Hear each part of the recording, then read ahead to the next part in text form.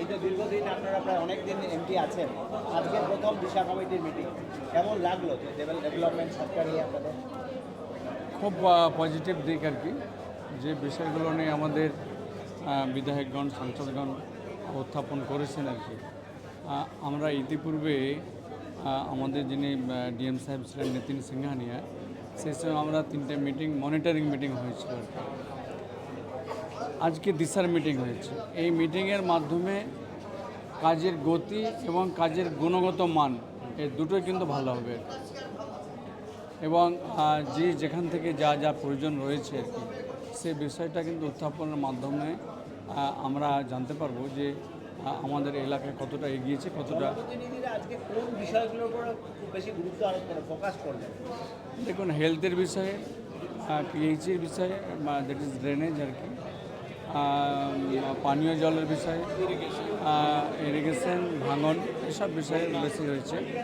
আমরা পরবর্তী যে মিটিংটা হবে আর কি বিষয়, সেটাতে আরও বিস্তারিতভাবে আলোচনা হবে এবং সেদিকে আমরা আশা রাখবো সমস্ত বিধায়কই উপস্থিত থাকবেন।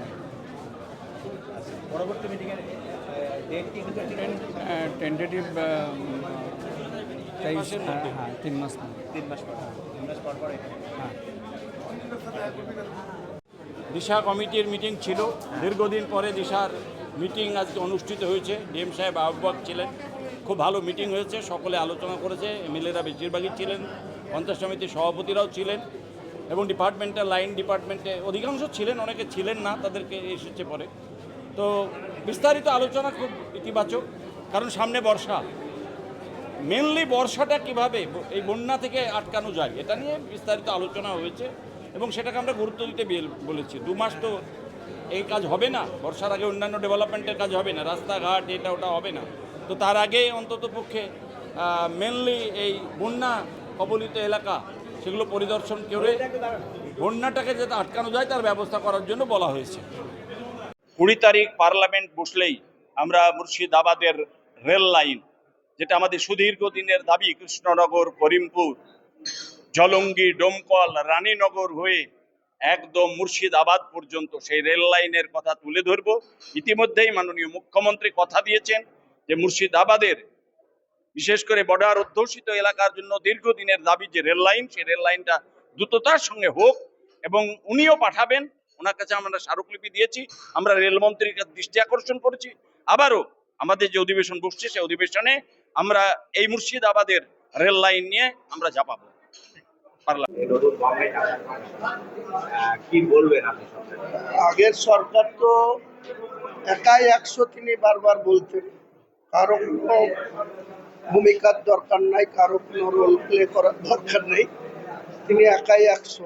স্বাভাবিকভাবে নতুন গভর্নমেন্ট, নতুন সরকারের মুখ্যমন্ত্রী যেটা করছেন যে দীর্ঘদিন বাদে দিশা কমিটি, দিশা মিলে বিভিন্ন দপ্তরের কি অবস্থায় আছে, কি স্ট্যাটাস আছে সেটাকে রিভিউ করা বা মনিটরিং করা, সেটা ডিএম সাহেবের নেতৃত্বে কয়েকজন বিধায়ক এসছে, কয়েকজন অ্যাবসেন্টও আছে, এটা চলছে, মোটামুটি ভালো লাগছে।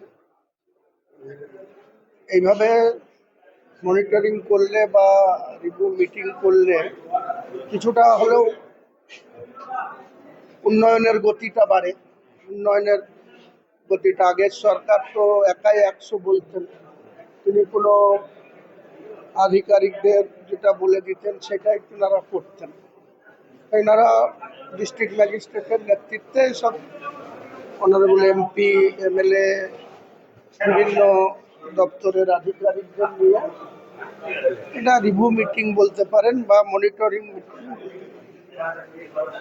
এই মিটিংয়ে আপনি হ্যাপি? না, প্রাথমিকভাবে যে প্রক্রিয়া,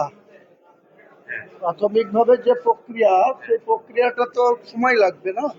আপনি কাগজে কলমে ম্যাপে দেখিয়ে দিলেন, অনলাইনে দেখিয়ে দিলেন, তারপরে তার কি ফিডব্যাক আসছে, যেসব দপ্তরের কথা এখানে উঠছে, অনেক দপ্তরের অনেক গাফিলতি রয়েছে। যেমন পিএইচি, কাগজে কলমে ধরেন মৌজার পর মৌজা কমপ্লিট, পাইপও আছে, কিন্তু আপনি পার্সোনাল লেভেলে ভিজিট করুন, দেখবেন সেখানে কোনো মানুষ কোনো সুবিধা পায় না, পানীয় জল পায় না।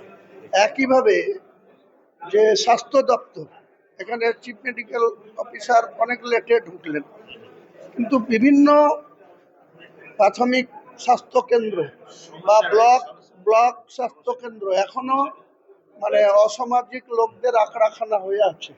সেখানে স্বচ্ছভাবে যে মানুষ স্বাস্থ্য পরিষেবা পাবে, তাদের যে সরকারের একটা দপ্তরে গিয়ে সেটা এখনো নেই।